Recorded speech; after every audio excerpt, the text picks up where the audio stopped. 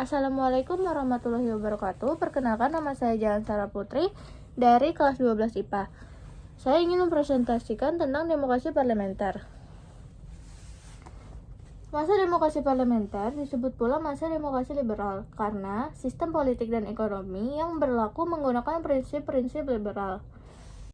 Demokrasi ini pada tanggal 17 Agustus 1950 sampai 6 Juli 1959. Selanjutnya, pengertiannya, sebuah sistem pemerintah yang parlemennya memiliki peranan penting dalam pemerintahan, di mana kekuasaan pemerintahan tertinggi dipegang oleh Perdana Menteri. Presiden hanya sebagai kepala negara. Selanjutnya, ciri-cirinya, yang pertama, Perdana Menteri atau PM memiliki hak prerogatif atau mengangkat dan memberhentikan menteri. Yang kedua, PM bersama dengan para menteri Kabinet bertanggung jawab kepada Parlemen DPR. Peristiwa pertama, berkembangnya sistem multipartai atau di suatu negara terdapat lebih dari 2 partai yang diakui secara konstitusional. Partai yang diakui di Indonesia ada NU, Masyumi, PNI, dan PKI. Selanjutnya ada pergantian kabinet. Yang pertama ada tokoh Kabinet Natsir pada tanggal 6 September 1950 sampai 21 Maret 1951. Kabinet Natsir ini adalah kabinet pertama pada masa demokrasi liberal.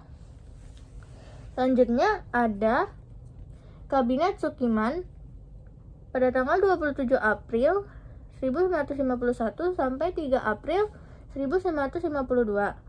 Dengan jatuhnya Kabinet Natsir, Presiden Soekarno menunjukkan Dr. Sukiman Wiryo Sanjoyo dari Masyumi dan Dr. Suwiryo membentuk kabinet. Selanjutnya ada Kabinet Wilopo pada tanggal 3 April 1952 sampai 2 Juni 1953. Berdasarkan keputusan Presiden nomor 99 tahun 1952, tanggal 3 April 1952 terbentuk kabinet dengan Perdana Menteri Wilopo.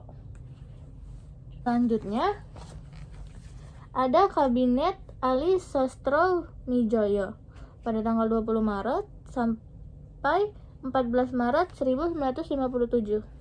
Selanjutnya ada Kabinet Burhanuddin Harahap pada tanggal 12 Agustus 1955 sampai 3 Maret 1956.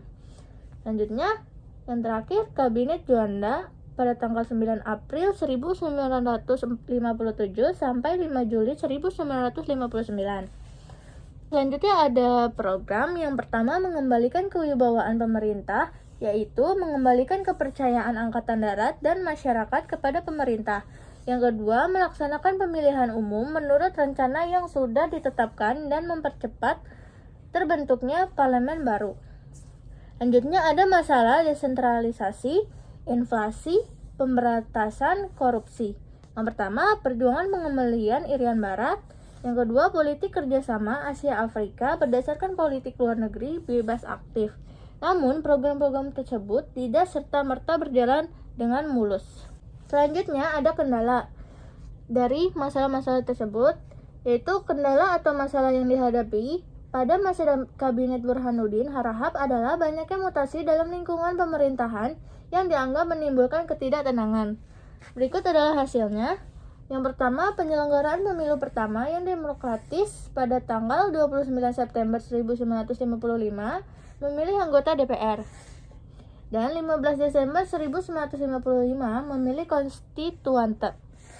Terdapat 70 partai politik yang mendaftar tetapi hanya 27 partai yang lolos seleksi, menghasilkan 4 partai politik besar yang memperoleh suara terbanyak, yaitu PNI, NU, Masyumi, dan PKI.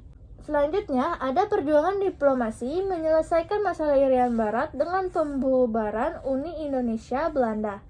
Yang terakhir, pemberantasan korupsi dengan menangkap para pejabat tinggi yang dilakukan oleh polisi militer. Selanjutnya adalah kemunduran dari para kabinet-kabinet. Yang pertama, Kabinet Natsir. Adanya mosi tidak percaya karena kegagalan perundingan masalah Irian Jaya. Yang kedua, Kabinet Sukiman. Sukiman condong ke arah barat dengan menerima bantuan Amerika Serikat berupa Mutual Security Art MSA. Yang ketiga, Kabinet Wilopo. Yang pertama, krisis ekonomi. Yang kedua, peristiwa 17 Oktober 1952. Keempat, Kabinet Ali Sastromijoyo 1. Yang pertama, masalah dalam tubuh TNI AD. Keadaan ekonomi Indonesia memburuk, korupsi dan inflasi merajalela. Selanjutnya ada Kabinet Burhanuddin Harahap.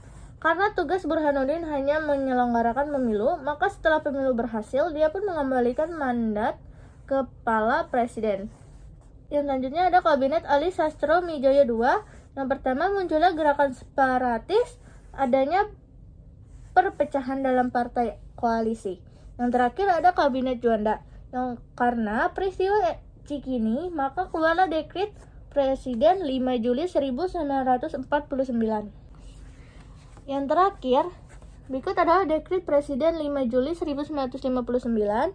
Isinya yang pertama pembubaran konstituante, yang kedua tidak berlakunya UUDS 1950 dan kembali ke UUD 1945. Yang ketiga, pembentukan MPRS dan DPAS. Yang terakhir, ada berlakunya demokrasi terpimpin. Maka, dengan adanya dekret itu, sistem pemerintahan Indonesia berubah dari demokrasi liberal ke demokrasi terpimpin. Terima kasih.